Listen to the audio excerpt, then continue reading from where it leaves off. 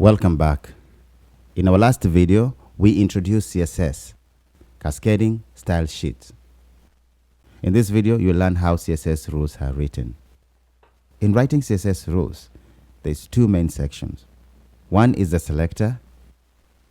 This part identifies the elements or elements to be affected. The second part is the declaration part that provides the instructions to be rendered.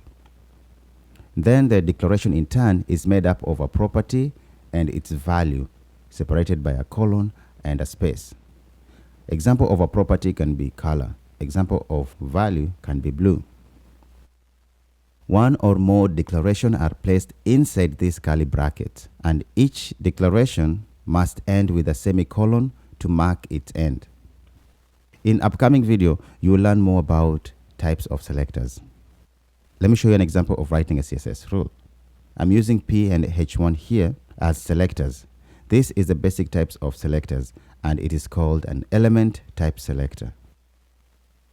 To target H1, I'll write H1, then inside the curly brackets, I'll write the color property with a value of tomato. Then I will end with a semicolon. Then I'll write the font size with a value of 50px. Now to target P, I want to change the color to blue, then the text align center.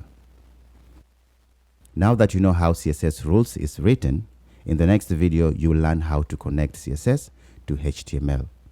Thanks for watching, and I'll see you in the next video.